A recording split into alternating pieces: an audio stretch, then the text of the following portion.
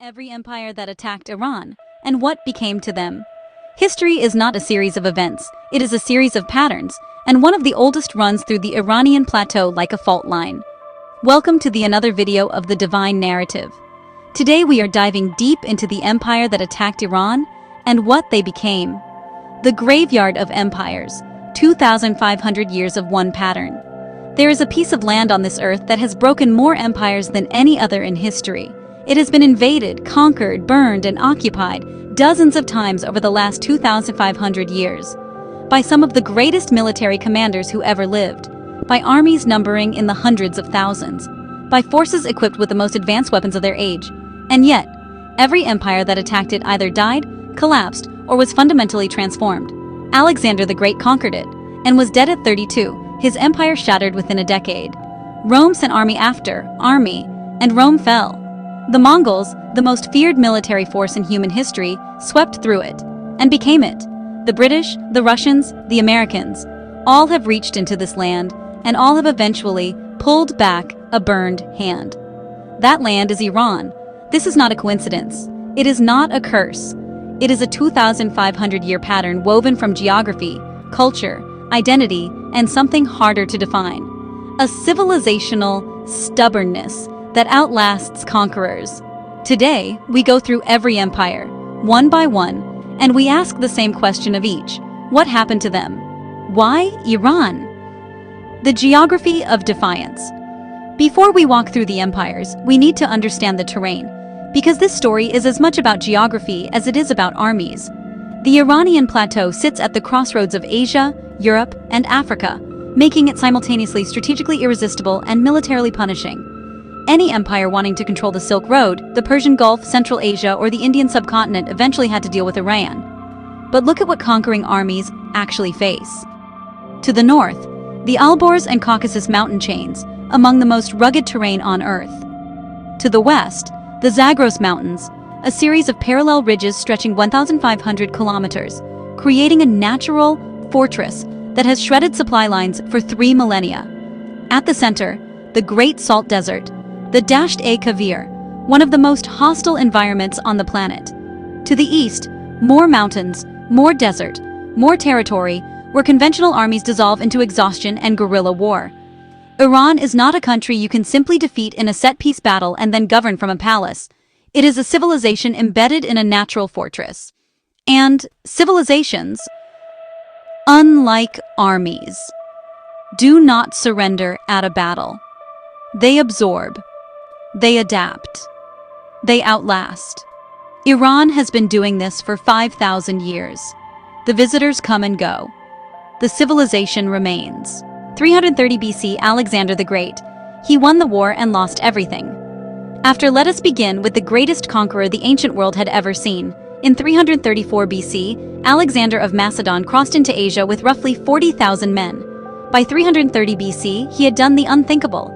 He had destroyed the Achaemenid Persian Empire, at the time the largest empire in human history. He burned Persepolis, its magnificent capital, to the ground. He drove the Persian king Darius III from his throne. He conquered Persia. The military achievement was staggering. No one could stop him. But here is what happened next, and this is where the Iranian pattern begins. Alexander never went home. He marched deeper and deeper into the former Persian Empire, into Bactria. What is Bactria? It was an ancient, wealthy civilization in Central Asia, located between the Hindu Kush Mountains and the Amu Darya, Oxus River, spanning modern northern Afghanistan, Tajikistan, and Uzbekistan.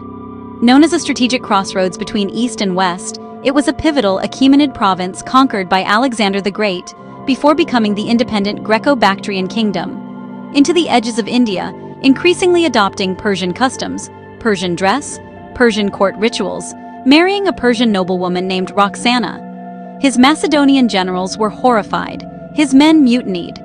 And in 323 BC, in the city of Babylon, in the heart of former Persian territory, Alexander the Great died. He was 32 years old. His empire immediately fractured. His generals, the Diadochi, tore it apart in decades of bloody civil war. And within a century of Alexander's conquest, An Iranian people called the Parthians had risen from northeastern Iran, expelled the remaining Greek Seleucid rulers, and reclaimed the entire Persian homeland. The greatest conqueror in history conquered Persia. Persia consumed him. The fate. Alexander died at 32 in Babylon. His empire shattered within 12 years. Iranian Parthians reclaimed their homeland within a century. The conqueror was absorbed culturally, geographically, historically. Rome versus Parthia. Carrhae, Crassus and the death that ended the Republic. Rome had learned nothing from Alexander's fate. Or rather, it had learned the wrong lesson. It saw the Persian Empire fall and concluded that the East was conquerable. It was wrong. Marcus Licinius Crassus was the richest man in Rome, a member of the First Triumvirate, alongside Julius Caesar and Pompey the Great. He had everything: wealth, political power, influence. What he lacked was military glory, and he intended to get it in Parthia. In 55 BC, Crassus marched east with 7 Roman legions, approximately 40,000 of the finest soldiers on earth. He rejected sound military advice to approach through Armenia's highlands. Instead, driven by arrogance and impatience, he marched his men through the open Mesopotamian desert, perfect ground for the one thing Rome's legions could not defeat: Parthian horse archers and armored cavalry. Near a small town called Carrhae, in the summer heat of 53 BC, the Roman army walked into a slaughter that has no parallel in Roman military history outside Carrhae. The Parthians, far outnumbered, encircled the Roman formations and simply rained arrows down on them for hours. When Roman cavalry sallied to relieve the pressure, it was annihilated. Crassus's son Publius was killed, and his head was paraded on a Parthian lance in full view of the Roman formation. 20,000 Romans died. 10,000 more were captured and sent as slave laborers to the eastern edge of the Parthian Empire, some reportedly marching all the way to the Chinese border. Crassus himself was lured into false peace talks and killed. According to legend, the Parthians poured molten gold into his mouth to mock his famous greed. The legionary standards lost at Carrhae were not recovered until Augustus negotiated their return from Parthia, 33 years later.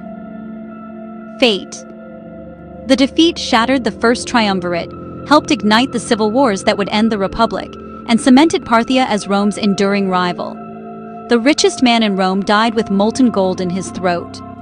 Rome never replicated Alexander's conquest of Persia. 40,000 Roman soldiers entered Parthia, 20,000 killed at Carrhae, 10,000 captured, sent east 33 YRs, before standards were returned. 260 AD Emperor Valerian, the Roman emperor used as a Persian footstool. 2 centuries after Carrhae, Rome had not learned its lesson, and Persia delivered the most humiliating blow in Roman imperial history. By the 3rd century AD, the Parthians had been succeeded by an even more formidable Iranian dynasty, the Sassanids. Their great king, Shapur I, was one of the most brilliant military commanders of the ancient world. He had already defeated Roman forces twice. Now he would surpass everything. In 260 AD, the Roman emperor Valerian, the emperor of the most powerful empire in the Western world, marched east to deal with the Sassanid threat personally. His army of perhaps 70,000 men was outmaneuvered, surrounded, and destroyed. And then something happened that had never happened before in Roman history. The Roman emperor was captured alive. Valerian was taken prisoner by Shapur I. He was brought back to Persia as a trophy. Ancient sources claim that Shapur used the Roman emperor's back as a mounting block, stepping on him to climb onto his horse. He died in captivity. His skin, according to some accounts, was stuffed and displayed in a Persian temple as a monument to Sassanid victory, a Roman emperor, reduced to a footstool by Persia. The psychological impact on the Roman Empire was catastrophic. The 3rd century AD became known as the crisis of the 3rd century. 50 years of civil war, economic collapse, and near disintegration, triggered in part by the shock and shame of Valerian's capture. Fate. Valerian died in Persian captivity. His capture triggered the crisis of the 3rd century, Rome's darkest internal period. The Sassanid rock reliefs at Naqsh-i-Rostam, carved in stone in Iran, still show the Roman emperor kneeling before the Persian king. They are still there today. 363, 628 AD, Julian's last gamble and the Byzantine Exhaustion. 700 years of stalemate Rome still would not stop. In 363 AD, Emperor Julian the Apostate launched the largest Roman invasion of Persia in history. 80,000 men, the best army Rome could field. He crossed the Euphrates, marched south, and, briefly, threatened the Sassanid capital. But the Persians refused to commit to a decisive battle, instead harassing his supply lines, burning crops ahead of his advance, and forcing his enormous army to halt, then retreat. On the retreat, Julian was struck by a spear and died. He was 31 years old. Whether it came from a Persian warrior or a disgruntled Roman soldier, historians still debate. But the result was the same. Rome lost another emperor to the Persian campaign. His army, desperate for survival, signed a humiliating peace treaty, surrendering territory that Rome would never reclaim. Then came the Byzantine period, 7 centuries of war between the Eastern Roman Empire and Sassanid Persia. The two empires locked into a grinding, perpetual conflict, winning battles, losing battles, briefly seizing each other's capitals, never achieving final victory. By the early 600s AD, they had fought each other to a state of total mutual exhaustion. Both empires, weakened beyond recovery, were then swept away by the Arab Muslim armies within a single generation. The expense of resources during the Roman-Persian Wars proved catastrophic for both sides, as the prolonged and escalating warfare of the 6th and 7th centuries left them militarily exhausted and vulnerable in the face of the sudden emergence and expansion of the Rashidun army. Fate. Julian died on Persian soil aged 31. The Byzantine Empire spent 700 years failing to conquer Persia, and was then too weakened to resist the Arab conquests. Rome's eastern dream ended not with a victory, but with 2 exhausted giants collapsing simultaneously. 651 AD, the Arab conquest, winning the battle, losing the cultural war. By 651 AD, the Arab armies of the Rashidun Caliphate had accomplished what Rome never could. They militarily destroyed the Sassanid Persian Empire. The last Sassanid king, Yazdegerd III, was killed. The Persian state ceased to exist. It appeared that Persia, after resisting Rome for 7 centuries, had finally utterly fallen. But something extraordinary happened. Something that has no parallel in the ancient world. Persia conquered the conquerors. The Arabs brought Islam and Arabic political rule. Persia accepted the religion. But then, with a civilizational patience that takes centuries to see, Persia began absorbing the Arab cultural sphere. The Persian language, Persian poetry, Persian administrative traditions, Persian art and architecture began to dominate the Islamic world. The Abbasid Caliphate, which replaced the Arab Umayyads in 750 AD, was profoundly Persianized. Its administration, its court culture, its intellectual life. Scholars call this the Persian Renaissance, the greatest poetry, philosophy, science, and architecture of the Islamic Golden Age was produced in Persian, by Persians, for Persians, even while nominally under Arab or Turkish political rule. The Arabs won the war. Persia won the civilization. Iran today is the only country in the Middle East where Arabic is not the primary language, and where a pre-Islamic cultural identity remained so powerful that it survived 1,400 years of Islamic rule without being erased. Fate. The Arab Caliphate conquered Persia militarily, but was culturally reversed. Persian language, art, science, and governance became the backbone of Islamic civilization. The Abbasid Caliphate was effectively a Persian empire wearing Arabic clothes. 1220s, 1300s, the Mongols, the world's most feared army, swallowed by Persia. If any force in human history should have permanently ended the Iranian story, it was the Mongols. In the 1220s, Genghis Khan unleashed his armies on the Iranian plateau. The destruction was almost incomprehensible. The cities of Merv, Nishapur, Herat, Balkh, some of the largest and most sophisticated urban centers in the world, were systematically destroyed. Populations massacred. Irrigation systems demolished. The demographic collapse in parts of Iran is estimated by historians at 70 to 90%. Some regions did not recover for 200 years. Then came Hulagu Khan, Genghis's grandson, in 1258. He destroyed Baghdad, the capital of the Abbasid Caliphate. He killed the last Abbasid Caliph. The Islamic world had never seen anything like this devastation. It seemed like civilization itself had been extinguished. And then, the Mongols were Persianized. The Ilkhanate, the Mongol dynasty that ruled Persia, converted to Islam within decades. Their court spoke Persian. They commissioned Persian poetry, Persian miniatures, Persian histories. The great Mongol rulers became patrons of Persian culture. The Mongol Ilkhanate rulers eventually converted to Islam themselves and adopted Persian methods of governance rather than changing the heart of the Persians. The conquerors had become the conquered, culturally, linguistically, spiritually. And the Mongol Empire? By 1335, the Ilkhanate had collapsed. The largest land empire in human history fragmented and dissolved. Persia, battered, devastated, reduced, began rebuilding. It has been rebuilding ever since. Fate. The Mongols inflicted the worst physical destruction in Persian history, and were then absorbed by Persian civilization. Their empire collapsed. Persian identity did not. The Ilkhanate converted to Islam, spoke Persian, patronized Persian arts, and disappeared into history. Persia did not. 1381, 1639. Timur and the Ottomans, the last ancient attempts at permanent conquest. 2 more attempts, 2 more failures. Timur, known in the West as Tamerlane, was a Turco-Mongol conqueror who swept through Persia in the 1380s and 1390s with a brutality that shocked even his own era. He built towers of skulls outside conquered cities. He devastated Isfahan, massacring its population after it revolted. He conquered virtually the entire Iranian plateau. He died in 1405 on his way to invade China. His empire collapsed almost immediately after his death. Within 50 years, it had fragmented entirely.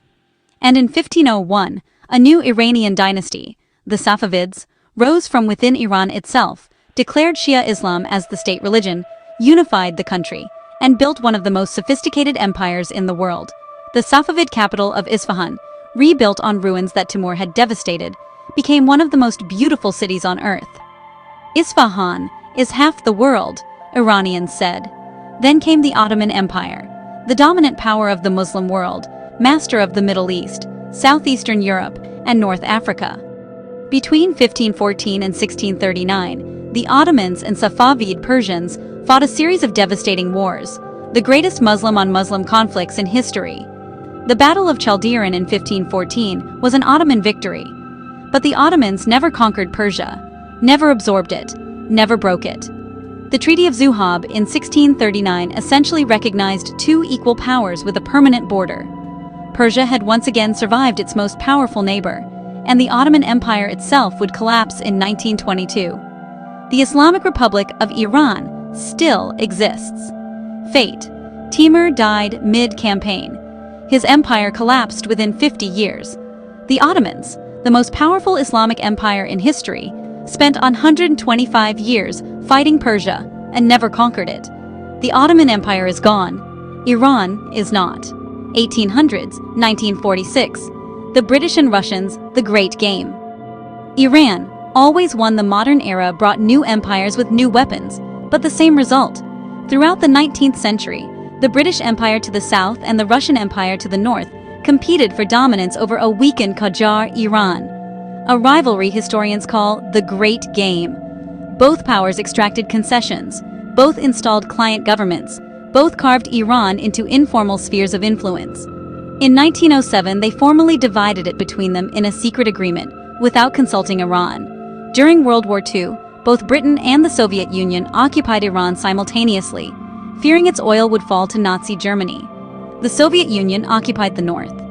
Britain occupied the south. They deposed the Shah and installed his son. After the war, the Soviets refused to leave, attempting to establish a puppet republic in northwestern Iran. Under intense international pressure, they were forced to withdraw in 1946, one of the early diplomatic victories of the Cold War, won by Iran. Then in 1951, Iranian Prime Minister Mohammad Mossadegh nationalized the Anglo-Iranian Oil Company, seizing British oil wealth for the Iranian people.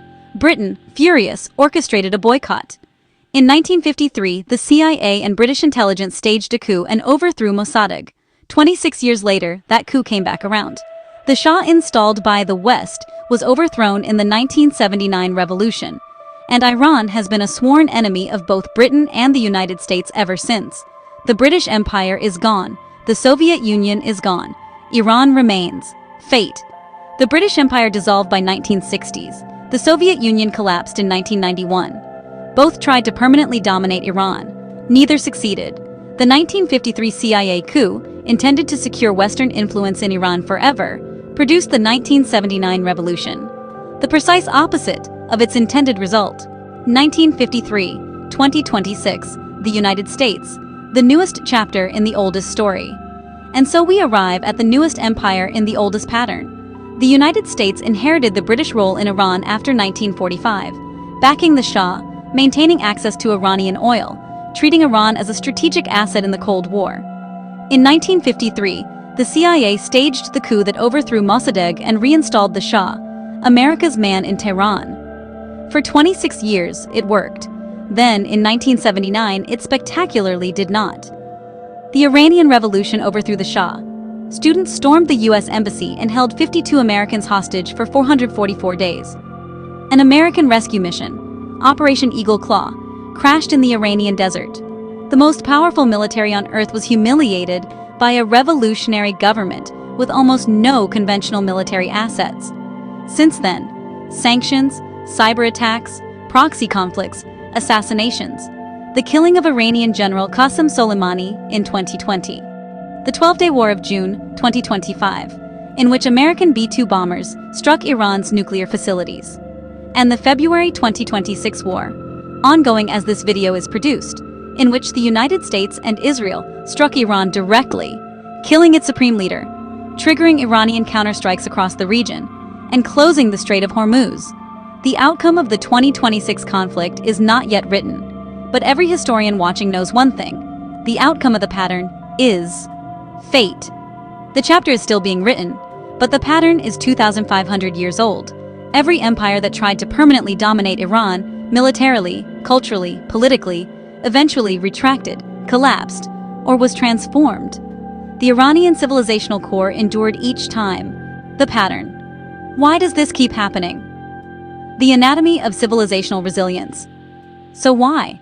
Why does this pattern repeat across 2,500 years, across dozens of empires, across every conceivable military technology and political system? 3 reasons, and they are the same 3 reasons every time. First, geography. The Iranian plateau is one of the most defensible pieces of terrain on Earth. Its mountains break supply lines. Its deserts consume armies. Armies can win battles. They cannot hold terrain that does not wish to be held. Every conqueror eventually runs out of logistical road, and the population that lives there does not. Second, cultural depth. Iranian civilization is among the oldest continuous cultural traditions in human history. 5,000 years of language, literature, poetry, religion, and identity. This is not nationalism in the modern sense. It is something older and more powerful, a civilizational sense of self so deep that it absorbed even its conquerors. The Mongols, the Turks, the Arabs, all became vectors for Persian culture rather than destroyers of it. You cannot conquer an identity by destroying its cities. Third, the overconfidence of empires. Every empire in the story made the same mistake. They looked at Iran's current military weakness and concluded it was permanently, structurally weak. Alexander assumed Persia was finished after Darius III fell. Crassus assumed the Parthians were an easy target. The British assumed the 1953 coup had solved the Iran problem permanently. Every time, the assumption of permanent victory was the beginning of defeat. And so the question that history places before us, 2,500 years into this story, is not whether Iran will survive the current conflict. The question, the one that history keeps asking and empires keep answering wrong, is what will the empire that attacked it look like when this chapter ends? The stones of Persepolis have watched Alexander's empire, Rome's empire, the Mongol Empire, the Ottoman Empire, the British Empire, and the Soviet Empire all rise and fall. They are still standing. If this video changed the way you see this conflict, share it, subscribe for more historical analysis, and leave a comment. Which empire's story surprised you the most? Thank you so much for joining me today. If this video helped you even a little, hit that like button, share it with someone, subscribe for more, and drop a comment below. Until next time, keep learning, keep growing, and keep shining bright. I'll see you in the next one. Thank you.